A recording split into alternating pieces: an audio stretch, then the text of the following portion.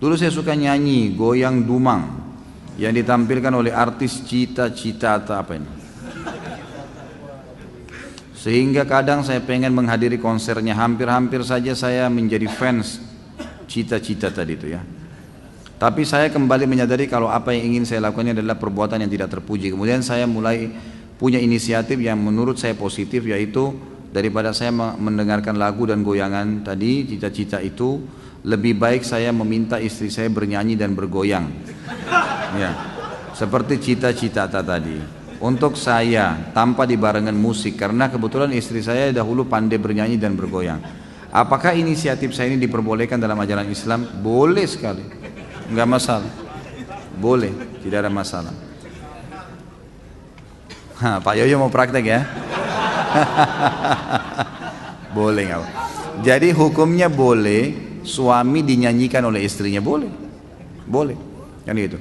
Dengan kata-kata cinta, lantunan syair itu boleh, nggak ada masalah. Bahkan dikatakan wanita ahli surga wanita yang bisa membangkitkan syahwat suaminya. Dalam arti kata memang dia diberikan kesempatan seluas-luasnya kalau sama suaminya, boleh saja, gitu kan. Selama tidak ada hal-hal yang haram. Mohon nasihatnya Ustaz, saat ini usia saya 27 tahun dan sedang ikhtiar mencari istri. Ana mencoba meminta bantuan teman-teman yang sudah menikah namun qadarullah belum dapat. Kemudian ana mencoba ikut biro jodoh online. Akan tapi yang menawarkan diri untuk ta'aruf kebanyakan janda. Yang masih gadis malah nggak ada respon ya. Sedangkan orang tua ana menginginkan ana menikah dengan gadis, dan ana sendiri juga lebih srek dengan yang gadis, terutama yang bercadar. Mohon nasihatnya Ustaz. Saya mau nasihatin apa kira-kira? Ya ikutlah, di sini ada teman-teman buka pendaftaran gitu kan. Nggak usah online, di pengajian kita insya Allah ada pendaftaran, dan setahu saya teman-teman laporin ke saya itu kalau akhwatnya sudah lebih banyak mendaftar daripada ikhwah ya, jadi lebih banyak sekarang akhwat sudah banyak mendaftar siap menikah, dan insya Allah masih gadis. Ini mudah-mudahan ada jodohnya ya. Bagaimana peran Jibril saat ini?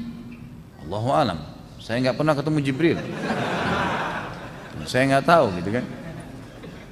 Kita tidak tahu, jangan tanya yang di luar batas manusia gitu. Nabi Muhammad SAW saya tidak tahu kapan Jibril datang, tidak pernah tahu, datang tiba-tiba ya, baru Nabi tahu gitu kan. Sahabat-sahabat juga kalau melihat Jibril melihat dalam poster manusia, bukan sebagai malaikat gitu kan. Itu yang terjadi. Kalau saya pribadi lebih jauh lagi ya, tidak mungkin saya tahu gitu. Ustadz, iblis tidak mati, apakah jin bisa mati? Iblis mati ya, bukan tidak mati, mati tapi nanti hari kiamat bersama dengan hancurnya kiamat iblis mati. Jadi dia mati. Apakah jin mati? Mati semua ya. Jadi semua mati. Ada doa Nabi SAW mengatakan ya, sesungguhnya Allah Qaum maha hidup, jin dan manusia mati. Ada hadis Nabi SAW, doa mereka, beliau begitu. Ustaz, anda pernah mimpi dijegal syaitan yang menyerupai sapam ya. Menyerupai sapam komplek rumah ana yang berusaha menjegal ana sholat subuh. Dan beberapa hari kemudian sapam tersebut ternyata meninggal dunia. Apakah itu perbuatan syaitan? Tentu saja ya. Ini kan mimpi. Syaitan memang begitu. Bisa saja, apalagi sholat subuh. Memang sholat subuh itu kata kunci. Kalau kita dibuat takut-takut sholat subuh itu berarti dari syaitan memang. Karena memang dia tahu kalau sholat subuh kita nggak bisa ganggu kita. Seharian sampai besok subuh lagi ya, dijamin. Besok sholat lagi dijamin lagi sampai subuh, nggak bisa diganggu sama dia. Bisa saja. Tapi kalau masalah sapam itu meninggal dunia beberapa hari kemudian itu karena ajal, nggak ada hubungannya sama mimpi anda, gitu kan? Setelah berhubungan suami istri, apakah boleh sholat wajib hanya dengan wudhu tanpa junub, tanpa mandi? Nggak boleh lah. Ini iseng aja bertanya. Wajib mandi junub ya akhi. Atau mungkin yang nanya masih bujang kali ini, belum punya pengalaman ya. Belajar dari Pak Yoyo ya. Apa itu khurafat? Apakah benar itu adalah nama seseorang yang diculik ke alam jin, lalu setelah beberapa lama dikembalikan ke alam manusia? Dari mana ini? Ini yang disampaikan oleh antum itu khurafat. Khurafat itu kebohongan, kedustaan. Ini yang ditulis tadi contohnya, ini khurafat. Alhamdulillah terjawab sendiri. La ilaha illallah. Bolehkah meminum sperma pasangan kita? Tolong diuraikan Ustaz. Apa yang mau diuraikan? Ada saja yang bertanya. Sperma dalam agama Islam tidak dihitung najis. Sperma tidak najis dalam Islam. Makanya dalam hadis Bukhari jelaskan, Nabi Aisyah radhiyallahu anha pernah mengerok sisa sperma di celana Nabi, di sarung Nabi SAW, dikerok ya, tidak dicuci, dikerok saja yang kering dikeluarkan, lalu Nabi SAW gunakan kain tersebut untuk sholat. Dari hadis ini ulama fikih sepakat mengatakan sperma itu tidak najis ya, tentu dianjurkan agar tidak sampai menelan, tapi kalau itu pun terjadi, sebagian ulama fikih mengatakan karena dia tidak najis maka tidak ada masalah gitu. Tolong jelaskan bersumpah atas nama Nabi SAW. Ini seperti ujian ini, tolong jelaskan, lalu tanda tanya. Baik Pak Guru, saya jelaskan. Jadi orang mengatakan misalnya demi Nabi ya. Kalau dalam bahasa Arab dikatakan wan Nabi, wan Nabi. Banyak orang-orang biasa di Mesir mengatakan begitu, demi Nabi, demi Rasulullah gitu kan. Nah ini kata-kata demi, ini dalam bahasa Arab waw kasam namanya, waw sumpah. Ini enggak boleh kecuali nama Allah Subhanahu wa taala. Kita harus menggunakan nama Allah SWT dalam sebuah, dan Nabi SAW sendiri mengajarkan kita untuk itu. Kayak gitu. Tidak pernah ada satupun sahabat yang dinukil kepada kita mengatakan wan Nabi atau war Rasul, gitu kan. Tapi mereka menggunakan wallahi, demi Allah, dan Rasulullah SAW sendiri juga menggunakan itu. Ya. Dengan 3 lafadznya wallahi, tallahi, dan billahi. Saya wanita dan saya takut mati syahid. Apa doanya? Bolehkah berdoa agar tidak mati syahid yang dikriteriakan seperti terbakar, tenggelam, tabrakan? Nggak usah dibayangkan ini, terbakar, tenggelam, dibacot sama musuh, nggak usah dibayangkan itu. Saya sudah bilang tadi, itu tidak akan berpengaruh kepada orang yang sedang terjadi proses kematian. Karena orang kalau mati dalam Islam hanya lihat satu, malaikat maut cabut ruhnya, titik, nggak lebih daripada itu. Itu saja. Maka ini saja yang kelihatan, tidak lagi dilihat orang yang bacot badannya, luka badannya, itu sudah tidak ada lagi. Jadi nggak perlu takut, nggak perlu ada yang dikhawatirkan, gitu kan. Minta kepada Allah SWT agar diangkat rasa takut itu. Bagaimana dengan buah durian? Bukankah kalau kebanyakan bikin mabuk? Ya. Bikin kenyang, iya. Saya makan durian tidak mabuk. Enggak kok, insya Allah enggak termasuk itu. Ya. Jadi jangan semuanya ditarik ke masalah khamr ya. Jadi seperti apapun, antum makan nasi kalau makan satu bakul mabuk juga tuh. Jadi kekenyangan nggak bisa jalan juga kan. Jadi jangan dipakai istilah mabuknya itu. Mabuk itu memang betul-betul yang keluar dari jalur gitu kan. Oh dari akal fikirannya gitu. Nanti akhirnya demo semua penjual durian nanti. Itu buah halal. Sebagaimana halalnya anggur gitu kan. Anggur kan asal khamr ya. Dibuat dari situ. Tapi dia jadi halal karena dia masih buahnya. Selama buah insya Allah nggak masalah. Jika berkata sebenarnya khawatir diancam atau menyakiti hati. Kenapa kok harus diancam nih? Masa ada orang menikah diancam gitu? Kecuali memang dari dasarnya suka iming-iming nih, ya, mulutnya seperti ember macam-macam. Ngomong ini, ngomong itu, janji ini, janji itu. Ini nggak boleh memang. Nggak usah janji-janji. Orang mukmin itu teman-teman sekalian bukan omongannya yang banyak, prakteknya. Ya, prakteknya. Sampai saya kadang-kadang bilang sama istri saya, kok kadang-kadang kata sayangnya mahal gitu. Saya tidak setiap saat mengucapkan gitu. Saya bilang sayang yang sebenarnya bukan di ucapan, lihat perilaku sehari-hari. Apa yang kurang dari kehidupan, apa yang kurang dari perhatian, apa yang kurang, itu semua harus itu dilihat lebih besar gitu kan. Kalau ada orang ngomong saya mau jihad, saya kalau gini, saya mau begini, ngomongnya besar tapi tidak pernah sampai mati jihad. Ada orang jihad 100 kali dipanggil 100 kali selalu hadir tapi tidak pernah ngomong. Itu yang benar tuh gitu. Banyak ngomong untuk apa ini? Jika haram, atasan saya pernah bilang selama perusahaan membayar zakat maka keuntungan penjualan sistem ke bank konvensional akan menjadi halal. Ini akal-akalan dia nih. Bagaimana bisa dia mengatakan gitu? Apakah atasan saya masuk dalam golongan orang munafik? Tentu saja tidak kita katakan munafik, tapi dia salah dalam konsep itu. Bagaimana caranya uang hasil korupsi atau uang hasil riba, kemudian dia bilang kalau kita keluarin zakatnya jadi halal? Nggak bisa. Sama nanti orang tarik semua tuh, orang zina juga begitu, hasil zina yang penting zakat, gitu kan? Bagaimana menyikapi seorang pemabuk yang membuat saya resah atau mengganggu? Apakah saya tetap sabar atau saya pukul saja, Ustaz? Tinggalkan saja, nggak usah interaksi sama dia, gitu kan? Nggak usah berteman, nggak usah apa-apa. Kalau dia ngomong biarin aja. Ya tinggalin aja ya. Bagaimana jika tidak ikhlas dalam berzakat? Apakah tetap harus zakat atau tidak? Kenapa tidak ikhlas nih? Siapa yang kasih antum nafas? Siapa yang kasih antum mata? Yang kasih antum telinga? Yang kasih antum ilmu, otak bisa belajar? Terus kemudian Allah minta 2,5%. Itu pun 1 tahun plus kalau mencapai 85 gram emas. Terus tidak ikhlas? La ilaha illallah. Harus ikhlas saudara. Tetap keluar zakat, yang gitu.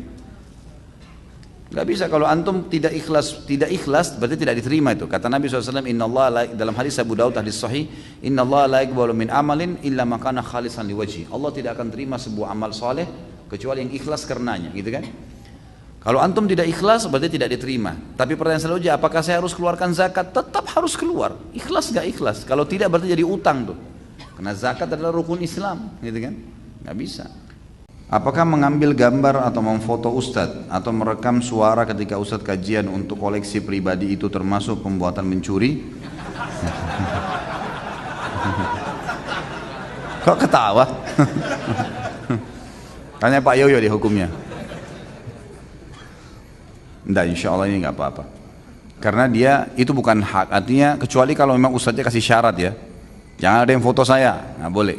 Dia kasih syarat, maka orang mukmin harus patuh dengan syaratnya. Tapi kalau enggak, insya Allah enggak apa-apa. Di masjid-masjid banyak yang menghadiahkan bacaan surah Al-Fatihah ditujukan kepada para almarhum atau almarhumah dan juga kepada Syekh Abdul Qadir Jailani. Kenapa kok Syekh Abdul Qadir Jailani bukan syekh-syekh lainnya? Jazakallah khair. Tanya yang lakukan. Jangan ke saya kan. Kenapa dia lakukan? Kenapa cuma Syekh Abdul Qadir Jailani? Coba tanya ini. Jadi kalau saya tidak punya jawaban, saya tidak tahu kenapa melakukan, karena saya sendiri tidak melakukan itu. Allahu a'lam.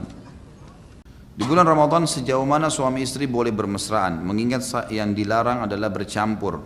Semuanya boleh, kecuali jima, kecuali berhubungan biologis sampai klimaks, menumpahkan sperma atau sampai klimaks ini yang tidak boleh. Tapi pelukan, ciuman itu semua dibolehkan.